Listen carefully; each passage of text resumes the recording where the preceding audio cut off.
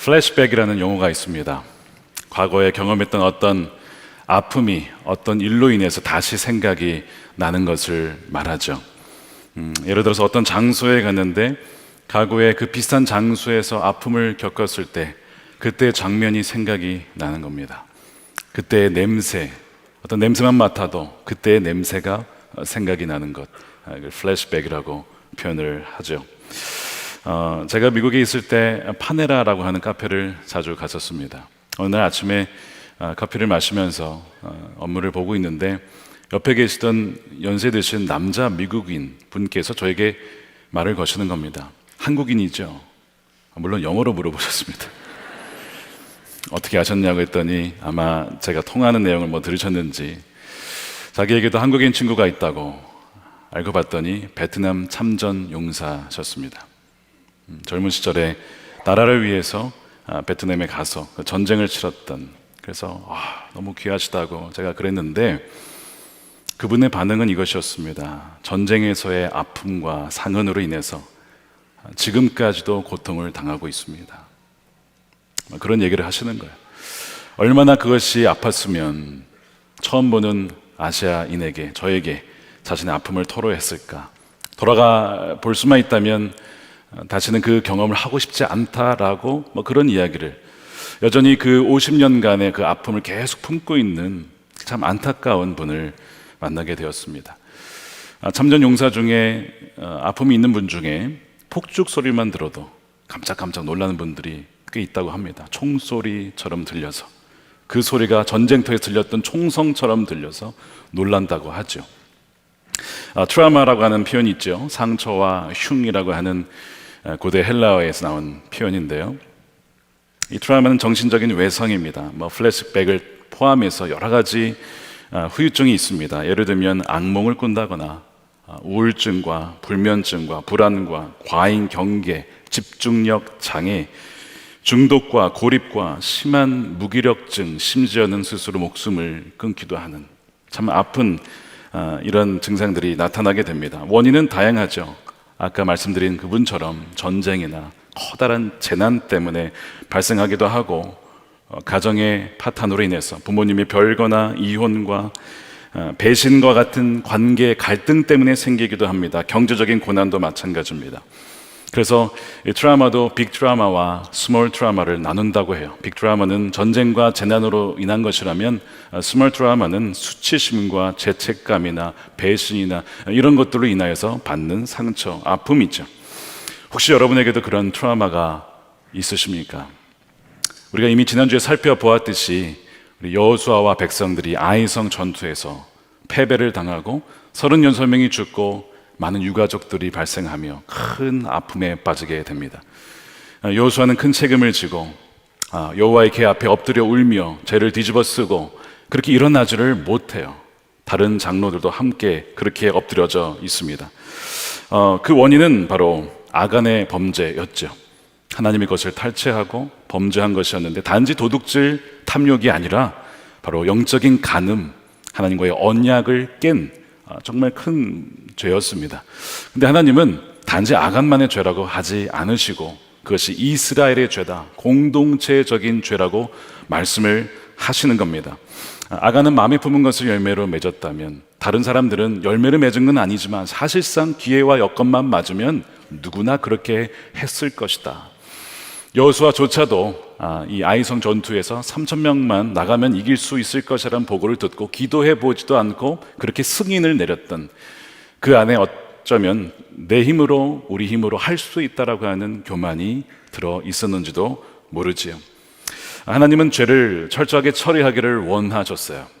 근데 아간을 바로 지목하지 않고 제비 뽑기를 하십니다. 왜 제비를 뽑으셨을까? 바로 아간을 기다린 것이 아닐까 싶습니다. 바로 유다 지파가 뽑혔을 때 아간이 나오기를 원하셨어요. 세라가 뽑혔을 때 아간이 나오기를 원하셨어요. 삽디가, 갈미가 아간이 나오기를 원하셨어요. 끝까지 그는 나오지 않는 거예요. 마지막에 아간이 뽑혔을 때 그제서야 어쩔 수 없이 제가 죄를 지었습니다 이렇게 나오게 되었고, 그의 죄로 말미암아 그 자신과 그의 가족들이 돌에 맞아 죽고 불태워 죽임을 당하는 참 비극적인 사건이 우리 지난주에 살펴본 사건이었습니다. 모든 죄를 처리했지만 문제는 또 그 다음입니다. 뭐냐면 패배의 원인을 발견하고 처리하였지만 여호수아는 일어나질 못하는 거예요. 자기가 리더로서의 그 책임감 때문인지 일어나질 못합니다. 8장 1절에 보시면 하나님께서 하시는 말씀이 뭐냐면 두려워하지 말라, 놀라지 말라, 겁내지 말라. 무슨 얘기죠? 두려워하고 있어요. 겁내고 있습니다. 모든 자신감을 다 잃어버렸습니다. 그리고 하나님께서 군사를 거느리고 일어나라고 말씀을 하세요. 일어나라고 하신 말씀은 그가 엎드려져 있다는 겁니다. 패배의 충격에서 그가 아직 벗어나지 못하고 있다는 거예요. 이 일어나라라고 하는 것이 히브리어 혹은 아람어로 쿰입니다. 예수님께서 그 죽은 소녀를 일으키실 때 달리다 쿰, 바로 그 쿰이 일어나라, 소녀 일어나라 이런 뜻이거든요. 그러니까 하나님께서 지금 여호수아에게 쿰이라고 하신 이야기는 여호수아가 지금 일어나지 못하고 그 패배와 트라우마의 충격 가운데 여전히 머물러 있었다는 거죠.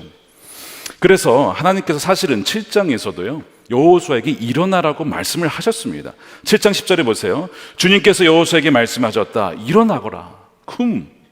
어찌하여 이렇게 계속 엎드려 있느냐. 어찌하여 계속 이렇게 엎드려 있어. 일어나야지 라고 말씀을 하셨는데도요 여호수아는 그 충격에 이제는 아이성만 봐도, 아이성 이름만 들어도 그때의 장면과 패배가 뭐예요? 생각이 나는 겁니다. 아픔이 생긴 것이죠. 전쟁의 패배 이후에 그 참전 용사처럼 큰 충격을 받고 일어나질 못하는 여호수아를 봅니다. 그가 7장에서 이런 얘기를 했던 거 여러분 기억나십니까? 여호수아가 아뢰었다. 주 하나님, 왜 우리를 아모리 사람의 손에 넘겨 멸망시키려 하십니까? 주님, 이스라엘이 원수 앞에서 패하여 되돌아왔으니 가나안 사람과 그 땅에 사는 모든 주민이 이 소식을 듣고 우리를 애워싸고 이 땅에서 우리의 이름을 없애버릴 터인데, 완전히 무너져버린 여호수아의 모습 여러분 기억나시죠? 그때 실패와 아픔이 떠오른 것입니다. 존 엘드리지라고 하는 분이 쓴 그리스도인의 초자연적 회복력, 원제는 그냥 resilient라고 되어 있는데요, 그 책은 그리스도인들이 정신적 혹은 이 정서적, 영적인 충격과 상처를 받은 다음에 반드시 그것을 치유하고 회복해야 된다, 그리고 회복할 수 있다라고 하는 그런 내용입니다. 그러면서 회복력을 길러야 한다라고 말씀을 해요. 근데 이 정신적인 이 회복력을 방해하는 것 중에 하나가 뭐냐, 많은 것이 있지만 그 중에 하나가 바로 추측이라고 하는 것이죠. 그러니까 예를 들면 우리가 문자 메시지나 카톡을 누군가에게 보냈는데 그 사람이 확인을 하고 답장을 안 보냈다고 칩시다. 어떤 일이 벌어지죠? 추측이 일어납니다. 왜 답장을 안 보냈을까? 내가 마음에 안 드나? 내가 뭐 실수했나? 나와 관계를 끊으려 하는 건가? 나를 미워하는 건가? 여러 가지 추측이 여러분 자연스럽게 일어나지 않겠습니까? 애써 바빠서 그럴 거야 넘기지만 계속 연락이 안 오면 정말 그렇게 여러분 생각을 하지 않겠어요? 이런 추측이 이 한국인들만 일어난 것이 아니라 전 세계 현상이라는 거예요. 근데 이 추측이 우리의 에너지를 갉아먹는다는 데 있습니다. 우리의 에너지를 계속 갉아먹어요. 분명히 예수님은 내일 일을 염려하지 말라라고 했는데 크고 작은 일로 인해서 계속 염려하는 거야. 이런 것 때문에 그런 거 아니야, 저런 것 때문에 그런 거 아니야. 그것이 우리를 굉장히 힘들게 만든다는 하는 것이죠. 우리의 영혼을 병들게 하는 거예요. 여러분, 추측이 성행하는 이유가 있어요. 왜냐하면 어느 정도 사실에 근거하기 때문에 그렇습니다. 여러분, 아이성 패배는요 실제 벌어진 일입니다. 경험된 사건이에요. 가짜가 아닙니다. 실제 사건이었기 때문에 그 사실을 바탕으로 이런 추측이 얼마든지 가능하죠. 이제 망했어, 이제 끝났어, 우리 이제 못 이길 거야, 우리는 가나안 사람들에 의해서 포위를 당할 거야, 그들이 우리의 이름을 다 지워버릴 거야 라는 추측, 여러분 충분히 가능하지 않겠습니까? 여호수아가 왜 그렇게 엎드러져 있었을까요? 또한 그 백성들은 어떤 생각을 하고 있었을까요? 여호수아가 이 정도라고 한다면 그들은 이런 생각을 또 했을 겁니다. 하나님이 우리 버리셨어. 우리를 출애굽 1세대들이 광야에서 죽은 것처럼 우리도 그렇게 죽을지도 몰라. 나중에 더 나아가서 하나님이 떠나셨대. 이런 추측을 넘어서서 가짜 뉴스가 막 퍼지기 시작할 겁니다. 여러분, 가짜 뉴스가 먹히는 이유가 있어요. 99% 가짜에 1%의 진실이 들어가 있으면요 훨씬 더 효과적입니다. 다 가짜면 에이 그 말도 안 돼 라고 하지만 그 안에 일부 진실이 들어가 있잖아요. 이건 진짜인데? 그럼 나머지도 진짜일지도 몰라. 이렇게 되기 때문에 가짜 뉴스가 그렇게 효과적인 것입니다. 아이성 패배 사실이에요. 뉴스 그 사실이었습니다. 그 사실을 바탕으로 자꾸 추측이 벌어지는데 가짜 뉴스가 나와요. 여러분, 하나님이 그렇다고 이 백성을 버리셨습니까? 하나님이 떠나셨습니까? 그렇지 않잖아요. 그런데 그들은 그것을 계속 받아들여요. 하나님 우리를 버리셨어. 우리를 멸망시킬 거야. 우린 거기에 이제 못 들어갈 거야. 이런 식으로 계속 거짓 뉴스를 가지고 묵상을 합니다. 지금 여호수아가 아이성 패배를 계속 곱씹으며 묵상하고 있는 건 아닐까요? 분명 형통의 비결은 주의하라 하나님의 말씀을 묵상하는 것이라고 했는데 그 뉴스와 그 사건을, 아픔을 계속 되새김질하고 있으면서 과거에서 헤어나오질 못하고 있는 거예요. 현재를 살지 못하고 미래로 나아가지 못하는 것입니다. 이것이 지금 여호수아의 상황이라는 거예요. 물론 과거에 일어났던 그 실패와 아픔과 패배, 그 원인이 무엇인지를 철저하게 분석하고 다시는 그런 아픔을 겪지 않도록 하는 일은 너무나 중요하죠. 그 회개라고 하는 것은 정말 돌이켜서 다시는 그렇게 가지 않는 것이잖아요. 그러나 그때의 그 결과와 아픔을 계속 묵상하고 있으면 여러분 인생을 살아내질 못합니다. 그런데 왜 그렇게 되냐고요? 너무 아프니까. 너무 그 아픔이 크기 때문에 하지 않으려고 해도 그게 일어나요. 악몽을 꾸는 것이 여러분 꾸고 싶어서 꾸겠습니까? 악몽이 생기는 걸 어떻게 해요? 나타나는 걸 어떻게 해요? 여러분 불면증이 안 자고 싶어서 그런지 아십니까? 배반의 아픔과 그 상처가 그 상처로 인해서 여러분 잠이 오질 않아요. 며칠간 잠을 못 잡니다. 저도 불면증 때문에 고생한 적이 있어요. 계속 그 사건이 벌어져요. 끊어지질 않는 거죠. 그로 인한 그 아픔은 이루 말할 수가 없습니다. 여러분 꼭 기억하셔야 될 것이 뭐냐면 마귀는요 신자를 어떻게 해서든 할 수 있거든 넘어뜨리라고 합니다. 근데 주님은 그 신자를 회복시키시거든요. 근데 끝까지 마귀는요 계속해서 그 사람을 하여금 그 실패와 죄에 머물러서 계속 묵상하게 만들어서 그 슬픔에 짓눌려 있도록 만든다는 거예요. 그러면서 영적인 침체에 빠지기도 합니다.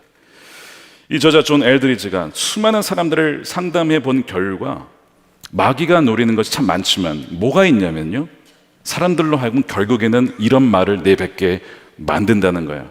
나는 더 이상 이제 싸우고 싶지 않아. 내 인생의 담대한 여정, 비범한 여정 싫어. 포기할 거야. 다 귀찮아 이제. 완전한 무기력증에 빠지게 하는 것.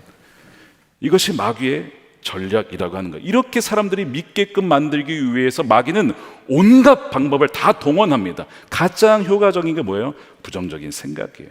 거짓 뉴스로 계속 그 사람에게 심어준다는 것입니다. 그러니까 여러분들 머릿속에 떠오르는 생각이 다 여러분 생각이 아닙니다. 주님이 주신 생각이 아닌 마귀가 심어주는 거 있다는 것을 여러분 꼭 기억하시길 바랍니다. 1절에 보면요 하나님이 그래서 그에게 두려워 말아라, 놀라지 말아라, 겁내지 말아라 하시는 거예요. 여러분 이 말씀 어디에 나왔습니까? 1장에 나왔던 거. 처음에 여호수아에게 했던 말씀 다시 되새겨 주시는 것이죠. 왜냐하면 너무나 두려워해서 일어나질 못하고 있으니까 나는 이제 싸우고 싶지 않아. 난 틀렸어. 실패했어. 우리 이제 여정은 끝난 거야 라고 일어나질 못하니까 아니라고. 그거 아니라고. 난 너희를 포기한 적 없어. 하나님이 다시 그 말씀을 여호수아에게 들려주시는 거예요. 하나님은 비록 죄를 철저하게 처리하기를 원하시지만 그렇다고 해서 죄인을 버리시는가? 죄인이 완전 죽기를 원하시는가? 여러분 결코 그렇지 않습니다. 마귀가 온 이유가 무엇이죠? 요한복음 10장 10절에 우리 함께 읽어볼까요? 시작. 도둑이 오는 것은 도둑질하고 죽이고 멸망시키려는 것뿐이요 내가 온 것은 양으로 생명을 얻게 하고 더 풍성히 얻게 하려는 것이라. 그러므로 여러분 난 실패했으니 난 끝장났어 라고 생각이 들면 그 누구 생각이에요? 마귀 생각이에요. 주님이 주신 생각이 결코 아닙니다. 선한 목자 되신 주님께서는요 우리가 살기를 원하고 풍성히 그 생명을 누리기를 원하시는 분인 것을 여러분 믿으시기를 축복합니다. 이걸 분별하셔야 돼요.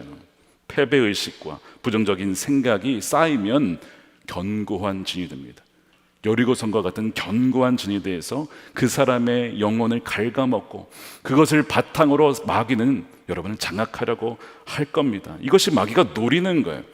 그럼 어떻게 회복을 하느냐? 우리 지난주에 이미 다루었어요. 철저한 회개입니다. 주님께 대한 철저한 회개예요.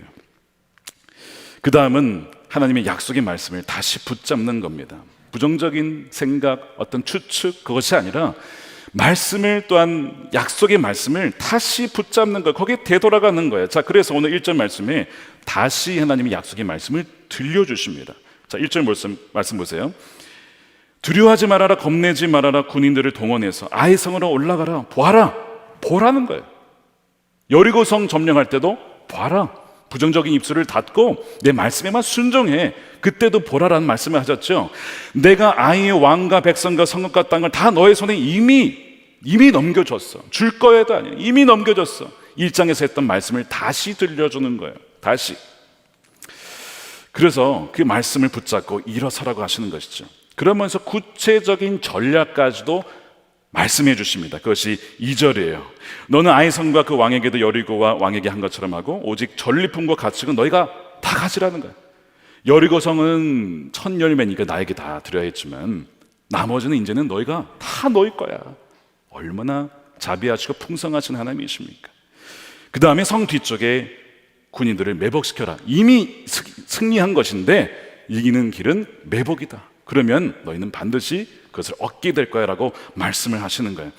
하나님께서 계속 이미 이긴 전쟁, 이미 너에게 땅을 주었다, 그러면서 말씀을 계속 반복하시는 이유가 그럼 무엇일까요? 이 말씀을 계속 듣다 보면 여러분 어떤 일이 벌어지죠? 듣다 보면 믿음이 생기는 거예요. 믿음은 들음에서 생깁니다. 어떤 생각을 듣고 어떤 말씀을 듣고 그것을 묵상하느냐가 바로 그 사람이 되는 것이죠. 그것을 자꾸 들으니까요, 여호수아가 어떻게 합니까? 그렇게 엎드러져 있던 여호수아가 여러분 일어납니다. 자, 3절 말씀 보세요. 여호수아가 군인들을 다 동원하여. 이게 쿰이에요. 그러니까 자기만 일어나는 것이 아니라 주위에 엎드려 있던 사람들을 다 같이, 그래 이제 일어나자. 하나님이 우리에게 이미 그 땅을 다시 주셨고 회복시켜 주었어. 그래서 그들을 동원하여 아이성으로 쳐 올라가는 것이죠. 혼자만이 아니라 일어나고 스스로 일어날 뿐만 아니라 다른 사람들도 일으키는 것이 주님의 뜻입니다. 그래서 여러분 일어나십시오. 그리고 주위에 있는 분들을 세우시는 여러분들이 되시기를 축복합니다. 이것이 바로 쿰이에요. 회복은 이미 시작이 되었다는 거예요. 그 말씀을 믿고 하나하나 순종해 나가는 것입니다. 다시 동행을 하는 것이죠. 여호수아가 하나님 말씀대로 군사를 매복을 시킵니다. 그래서 그 아이성의 서쪽에 5천 명의 군사를 밤에 매복을 시켜요. 그 다음에 아이성의 뒤쪽, 그 북쪽으로 해서 그 여호수아와 본진이 거기에 딱 위치를 합니다. 아이성에 있던 아이 왕이 봤어요. 본진을 본 거예요. 다행히 서쪽에 이 매복 군사는 보지 못하고 다음날 일찍이 이들을 치러 온 군사를 다 끌고 치러 올라갑니다. 근데 흥미로운 점은 뭐냐면 성을 비우고 나가는데, 성 비우면 문이라도 닫고 나가야 되는데 문을 활짝 열고 갑니다. 자, 그것이 17절이에요. 아이와 베델에 이스라엘을 따라가지 아니한 자가 하나도 없으며 성문을 열어놓고 이스라엘을 추격하였더라. 전쟁의 기본도 안 돼 있는 거예요. 최소한 문을 닫고 최소한의 군사는 남겨놔야 성을 지킬 거 아니에요. 만일의 사태를 대비해서. 근데 다 나갈 뿐만 아니라 문도 활짝 열어놓고 갔네요. 이 무슨 일이죠? 그들이 지난번 승리 이후에 교만해진 거예요.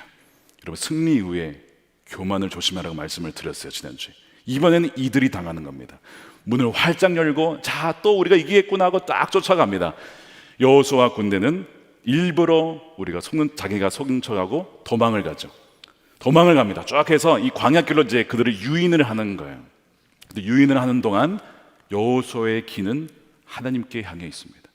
하나님 언제입니까? 언제 매복 군사가 움직여야 됩니까? 하고 있을 때에 하나님이 여호수아에게 말씀하시죠. 그거 18절이에요. 주님께서 여호수아에게 말씀하셨다. 내가 쥐고 있는 단창을 들어서 아이 성쪽을 가리켜라. 내가 그 성을 너의 손에 넘겨준다. 여호수아는 들고 있던 단창을 들어서 아이 성쪽을 가리켰다. 대단하지 않습니까? 도망을 가는 척하면서도 귀는 하나님께 있었어. 말씀하시자마자 그의 단창을 아이 성을 향하여 딱 가리치니까 서쪽에 있었던 그 군사들은 또 누굴 보고 있었어요? 여호수아를 보고 있었어. 근데 딱 그 사인이었던 거예요. 아이성을 딱 가리키니까 이때다 싶어가지고 딱 가서 아이성을 점령을 하고 불을 지르고 그 다음에 그 아이성의 군사들을 뒤쫓아갑니다. 그러니까 이 불이 나니까 이 아이성의 백성들과 군사들이 본 거예요. 불이 나는 거예요. 불이 났네. 어떡하지? 그래서 돌았는데 군사가 옵니다. 그 다음에 쫓아갔던 여호수아와 군대들은 어떻게 해요? 가던 길을 멈추고 뒤로 돌아 해가지고 이 아이성의 군사들을 포위를 시키는 거예요. 샌드위치 작전. 이게 하나님의 전략이었죠. 그래서 그날 어떻게 됩니까? 대승리를 거두죠. 완전한 승리, 완벽한 회복을 주님께서 주시는 거예요. 사랑하는 여러분, 주님께서는 회복하는 은혜를 주신 줄로 믿으시길 축복합니다. 완전한 회복을 주셨어요. 여러분, 아이성의 승리가 주는 교훈이 참 많이 있는데 그 중에 하나가 뭐냐면 한 번 실패가 영원한 끝이 아니라는 것입니다. 실패했다고 하나님께서 저와 여러분들을 버리셨다는 뜻이 아니에요. 사람은 누구나 넘어지고 실패하고 패배하기도 합니다. 관계에서도 실패하고 사업에서도 실패하고 신앙생활에서도 실패하고 생활에서의 신앙에서도 실패하고 그런 일이 참 많이 있어요. 그래서 사실 실패를 하지 않는다는 것은 참 어려운 일인데요, 실패를 하지 않는 것보다 훨씬 더 중요한 것은 그 실패를 교훈 삼아서 다시 일어서는 것입니다. 실패를 디딤돌 삼아서 성장하고 성숙하고 앞으로 나아가는 것이 훨씬 더 중요한 거예요. 하나님은 우리가 실패했다고 해서, 우리가 무너졌다고 해서 계속 거기에 엎드러져 있기를 원치 않으십니다. 실패하고 넘어졌다고 해서 계속 거기에 있기를 원하고 포기하기를 원하는 자는 누구예요? 이런 마귀입니다. 포기하는 것을 가장 좋아하는 자는 마귀예요. 어제 우리 관계 전도 세미나가 있었는데요, 이런 이야기를 들었습니다. 어떤 친구가 자기의 친구가 예수님을 안 믿는 거예요. 그래서 계속 복음을 여러 차례 전하는데 안 믿어요. 참 끈질긴 그런 친구가 있었어요. 그런데 관계가 있으니까 한 번은 예배 가겠다고 그 친구가 친구를 따라서 강남 간다고 교회를 간 거예요. 그래서 교회 예배당에 예배를 드리는데 글쎄 예배 중간에 그 왔던 친구가 예배당을 박차고 나간 거 아닙니까? 무슨 메시지인지는 모르겠지만 그렇게 나간 거예요. 여러분, 저도 예배 드리다가 누가 확 일어나시잖아요. 겁이 나요. 무슨 그 마음에 상처가 있었는가? 그럼 뭐 화장실 간다거나 뭐 전화 받으러 가신다고. 예배 전에 화장실 다녀오시길 바랍니다. 전화기는 꺾으시길 바라고요. 깜짝 놀랍니다. 근데 그날 그 친구가 그렇게 확 나가버리니 친구가 얼마나 당황했겠습니까? 그 목사님께 얼마나 죄송했겠습니까? 수치를 당한 거죠. 심각하면요, 관계 깨질 수도 있습니다. 이 정도면. 근데 그 친구가 그 박차고 나간 친구를 버리지 않습니다. 포기하지 않습니다. 끝까지 사랑합니다. 1년이 안 되어서 그 박차고 나간 친구가 예수님을 믿어요. 예수님 믿어요. 그 박차고 나갔던 그 친구가 예수를 믿는데 그 친구가 누구냐? 어제 관계전도 세미나를 인도하신 잭슨 박사님이십니다. 네, 지금 와 계신데요, 저분이에요. 저분이 지금 어떻게 되셨냐? 이제 전도학 교수님이 되셨어요. 하나님의 아이러니죠.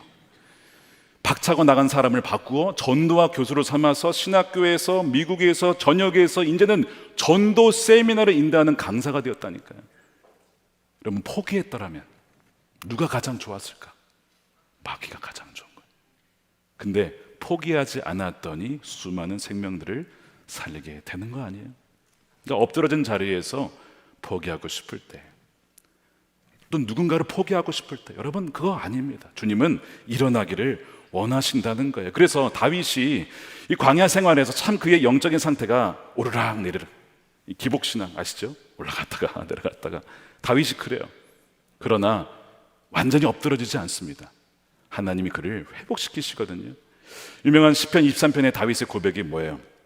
내 영혼을 소생시키시고. 소생이라는 것은 거의 그가 사실 죽을 뻔했다는 거예요. 완전 바닥을 칠 때가 있었다는 것이죠. 완전 엎드러진 때가 있었지만 하나님께서 자신의 영혼을 소생시키시고 다시 회복시키셔서 살려주셨다. 그래서 여호와는 나의 목자시니 내게 부족함이 없으리로다 고백을 하는 거 아닙니까? 여러분, 실패는 그리스도인들에게 인생의 종착역이 아니에요. 만일 실패가 끝이라면요, 종착역이라면 모세는 애굽에서 사람을 죽였을 때 그의 인생이 끝났어야죠. 만일 실패가 인생의 마지막이라면 베드로가 예수님 3번 부인했을 때 거기서 그의 인생은 끝났어야 했을 겁니다. 만일 실패가 인생의 종착역이라면 존 웨슬리는요, 조지아 선교 갔다가 실패를 하고 밤에 주랭랑 영국으로 몰래 도망쳐 오거든요. 완전 실패를 하고 돌아오는 거예요. 그랬으면 거기서 그의 인생이 끝났겠죠. 그러나 그 실패 이후에 얼마 지나지 않아서 올더스게이트에서 회심을 합니다. 마음이 뜨거워지고 체험을 하죠. 영국이 바뀌게 됩니다. 완전 바뀌게 되죠. 그로 말미암아 부흥과 사회 변화가 일어나고 영국만이 아니라 그 불길이 세계에 쫙 퍼지게 되는 거예요. 여러분, 실패는 마지막이 아니라는 거예요. 한 번 실패는 영원한 실패가 아니라는 것입니다. 오히려 그 실패는요, 내 자신에게는 아무런 소망이 없구나 함으로써 십자가를 붙잡게 만드는 발판이 될 수 있어요. 나에겐 소망이 없지만 주 안에 죽을 때에 내 안에 계신 주님께서 나로 말미암아 살게 하시는구나, 그렇게 나아가는 발판이 될 수 있다는 점에서 실패는 오히려 도움이 될 수도 있다는 것입니다. 그렇다면 여러분의 아이성은 무엇입니까? 여러분이 실패한 그 장소, 그는 무엇입니까? 어떤 패배가 있으십니까? 어떤 트라우마가 있으십니까? 하나님은 우리가 그 실패를 통해 아주 엎드러지기를 원치 않으시고 우리가 일어서기를 원하시고, 또한 그 아픔의 상처를 회복하여서 다른 사람들도 함께 동원하여 일으키기를 원하심을 여러분 믿으시길 축복합니다. 결혼의 실패, 관계의 실패, 사업의 실패, 내 삶이 완전 산상조각난 것 같습니다 라고 생각하시는 분 계십니까? 욕심 때문에, 탐욕 때문에, 자만 때문에, 아간의 죄와 같은 것 때문에 내 삶은 완전히 깨어져 버렸습니다 라고 생각하는 분 혹시 계십니까? 외국에 사시는 분인데 저에게 그 자신의 아픔을 나눠주신 분이 계세요. 지난 1월 달에 아브라함 시리즈를 하다가 하나님이 특별히 돌보아 주시다라는 말씀을 전한 적이 있어요. 사라에 대한 말씀, 오랜 시간 기다렸다가 생명을 주신 그 말씀을 듣고 그분이 자신의 이야기를 들려주셨습니다. 자신은 여성인데요, 독실한 기독교 가정에서 자랐대요. 그러다가 이제 부모님이 통제가 닿지 않는 해외에 살게 된 것입니다. 그렇다 보니까 자신도 모르게 방탕한 삶을 살게 된 거예요. 대학교 시절 매일 파티를 벌이고 마약도 해보고 심지어 아이를 여러 차례 지우기도 했다는 겁니다. 크리스천이라면 상상하지도 못할 죄들을 참 많이 저질렀대요. 그러다가 내가 이것이 정말 큰 죄구나 하는 것을 그가 깨닫고, 내가 얼마나 젊은 시절 생각 없이 살았는가, 그것을 깊이 깨달았다고 합니다. 주님이 나의 죄 때문에 십자가에서 돌아가신 것이지, 근데 그것이 머리로는 알겠지만 정말 내 죄가 사함 받았을까? 정말 내 죄가 사라진 것일까? 계속 그 죄에 대한 죄책감과 무거움, 수치심, 그것이 자신을 계속 누르고 있더라는 거예요. 결혼을 했어요. 임신을 합니다. 근데 유산을 해요. 꽤 컸는데 유산을 해요. 그 이후에 아이를 갖지 못합니다. 그러면서 저에게 묻는 겁니다. 목사님, 제가 회개할 때 십자가의 보혈로 주님께서 나의 죄를 씻어 주셨으리라 저는 믿지만 제 몸에는, 제 자궁에는 많은 죄의 흔적이 남아 있습니다. 그래서 이것이 제가 범했던 낙태 죄들에 대한 벌 받는 것이 아닐까 생각을 해요. 그러나 목사님, 저는 그래도 궁금해요. 저같이 하나님께서 여러 번 하나님이 생명을 주셨는데 제 편의 때문에 살인죄를 저지른 자에게도 하나님께서 제가 다시 엄마가 되는 은혜를 주실까요? 다시 엄마가 되는 은혜를 하나님이 주실까요? 저는 하나님께 이것을 놓고 간절히 기도했습니다. 주일만이 아니고 평일날, 미국 교회는 어느 경우에는 평일을 여는 경우도 있지만 닫는 경우도 있어요. 평일날 교회를 가면 문이 닫혀 있대요. 그러면 그 교회 문 앞에서라도 무릎 꿇고 하나님, 저의 과거를 용서해 주세요, 용서해 주세요, 다시는 그렇지 않을 거예요, 회개하며 많은 날들을 주님의 은혜에 매달렸습니다. 주님, 다시 한번 제게 생명을 맡겨주시면, 다시 한번 나에게 생명 맡겨주시면 주의 말씀대로 사랑으로 한번 잘 키워볼게요. 그러니까 다시 한번 생명 주시면 안 됩니까? 라고 그렇게 간절하게 기도를 드린 거예요. 태의 문을 하나님이 닫으셨구나, 알죠. 자기가 지은 죄가 있으니까 알지만 히스기야 말씀이 생각나더래요. 하나님, 생명 연장해 주시면 제가 정말 잘 살겠습니다.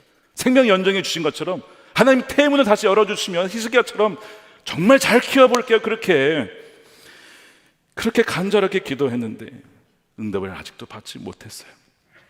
목사님, 제가 살고 있는 곳 한국 사람들이 없어서 이런 거 누구에게 물어봐야 할지 모르겠습니다.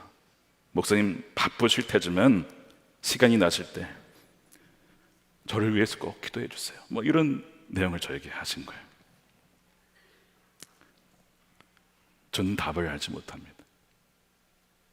저는 알지 못해.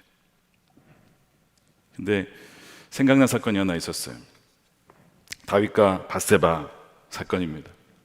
다윗이 간음을 했죠. 우리아를 살인 교사했죠. 거짓말로 덮으려 했죠. 끔찍한 죄를 저질렀어요. 그 죄에 대한 대가는 상상을 뛰어넘었어요. 둘 사이에 생긴 아이는 죽습니다. 이후에 압살롬이 이복형 암논을 죽이죠. 반란을 일으킵니다. 끔찍한 사건들이 연이어 벌어져요. 왜냐하면 나단 선지자가 다윗에게 하나님 말씀을 전할 때 칼부림이 있을 거야. 칼부림이 있을 것이다, 너희 집안에. 그런 얘기를 하셨거든요. 이 죄의 대가, 여러분, 정말 무서운 거예요. 참 많은 아픔을 겪습니다, 다윗이. 근데 진실로 그가 회개를 해요. 하나님, 제가 하나님께 큰 죄를 저질렀습니다. 악한 죄를 저질렀습니다. 주의 영을 거두지 마시고 우슬초로 나를 정결케 해달라고, 그렇게 시편 51편에 그가 간절하게 기도했을 때 하나님이 그의 죄를 용서하시죠. 죄의 대가는 참 컸지만 그의 죄를 용서받습니다. 이후에 여러분, 그렇다고 하나님이 다윗을 버리셨냐? 여러분, 죄의 대가를 받았어도 버렸다는 뜻이 아닙니다. 나중에 그 둘 사이에 생명을 주시죠. 다윗이 이름을 이렇게 지었어요. 솔로몬, 평화롭다라는 뜻입니다. 근데 하나님이 지은 이름이 있어요. 이름이 뭔지 아시죠? 여디디아인데요, 무슨 뜻입니까? 주님께서 사랑하신다. 주님께서 여전히 사랑하신다. 누구를요? 다윗을 여전히 사랑하신다. 분명한 증거였습니다. 깨어진 다윗의 산산조각난 삶의 조각들을 하나님이 다 모으시고 완전히 회복을 시키시는데, 여디디아, 뭐 너무나 명확한 증거죠. 근데 더 명확한 증거가 있어요. 다윗의 후손으로 오신 예수 그리스도, 여전히 그의 후손으로 예수 그리스도가 오신, 너무나 명확한 증거야. 난 너를 포기할 수 없어. 난 버린 적이 없어. 너의 삶을 내가 회복시킬 거야. 너의 깨어난 삶의 조각들을 하나하나 모아서 내가 다시 회복시킬 거야. 여러분, 1번 긴쓰기라는 도자기 기술이 있어요. 사진 보시기 바랍니다. 깨어진 그릇을 모아서 다시 만드는 것인데, 이 긴쓰기는 금으로 수리를 하다. 그래서 저게 금색의 금입니다. 금으로 수리하다라는 뜻인데요, 깨진 도자기를 금과 은과 백금을 섞은 흙으로 이어 붙이는 기술이에요. 근데 그 깨진 부분을 숨기질 않아요. 오히려 그것을 역사의 한 부분으로 받아들입니다. 그래서 금과 은의 귀한 재료를 덧붙여서 예전의 그릇보다 어떻게 보면 더 아름다운, 아주 고귀하고 독특한 하나님의 작품이 탄생이 되는 거예요. 더 아름다운 모습으로 재탄생하는 것입니다. 그런데 성경에 보면 하나님 뭐라고 했습니까? 나는 토기장이다. 나는 삶에 너의 깨어진 조각, 모든 것들을 다 하나하나 모아서 버리는 것이 아니라 십자가 안에서 재창조하는 토기장이라고 말씀을 하십니다. 심각한 실패와 산산조각난 인생, 나의 인생에도 소망이 있습니까? 희망이 있습니까? 살아갈 가치가 있습니까? 나에게도 그런 생명을 주실까요? 다시 엄마가 될 수 있는 은혜를 주실까요? 깨어진 그 인생, 어느 인생이라도 주님의 그 사랑과 은혜, 십자가 은혜 안에서 회복하지 못할 사람은 없다라는 것입니다. 물론 여전히 깨어진 자국, 아픔과 갈라진 흔적은 남아있어요. 그런데 여러분, 그거 아시죠? 오히려 그것이 우리 주님의 모습을 더 닮아 있어요. 십자가에서 못 박히고 발에 못 박힌 그 손, 부활한 이후에도 여전히 남아 있었어요. 그 아픔의 상처와 흔적은 오히려 우리 주님을 더 닮아 있는 모습이 되는 것이죠. 사랑하는 여러분, 저는 그분에게 주님이 어떻게 하실지 아기를 주실지 저는 알지 못합니다. 하나님이 아세요. 근데 분명히 아는 것이 있어요. 뭐냐면 참혹한 실패가 끝이 아니라는 것과 하나님은 회개하는 자를 소생시키는 분이라는 사실입니다. 회복시키시고 토기장이셔서 깨어진 그릇과 같은 인생도 긴쓰기와 같이 재창조하시는 분, 새 일을 행하시는 웨이 메이커라는 사실입니다. 사랑하는 여러분, 혹시 자신의 삶을 이제는 포기하고 깨어진 인생, 희망이 없다라고 엎드러져 있는 분 계십니까? 여러분, 뭐예요? 주님 뭐라고 하십니까? 오늘 쿰 일어나라고 하십니다. 여러분, 일어나십시오. 여러분만이 아니라 여러분 주위에 가족들도 쓰러져 있습니까? 그들을 일으키셔야 됩니다. 일어나서 올라가라라고 말씀을 하십니다. 우리 힘으로 할 수 없지만 십자가에서 보여주신 그분의 완전한 사랑과 그 부활의 능력과 그 사랑으로 우리는 다시 일어설 수가 있는 거예요. 사랑하는 여러분, 주의 이름을 사랑하고 축복합니다. 너무나 많은 분들이 아픔과 상처와 깨어진 가정과 상흔을 갖고 살아가요. 그것 때문에 눌릴 때가 많이 있지만, 그러나 그럴수록 주님을 더 의지하여 정말 주님께서 이미 새로운 회복을 이루셨구나, 이루고 계시구나 하는 것을 믿고 나아가는 저와 여러분들의 복된 삶이 되시기를 주님의 이름으로 축원드립니다. 아멘. 우리 기도하겠습니다.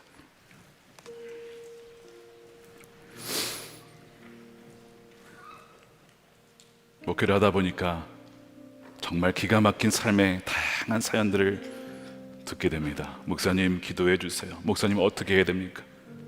내 인생 다 산산조각 났어요. 조각이 다 흩어져 버렸어요. 이거 깨어졌는데 이거 어떡하죠?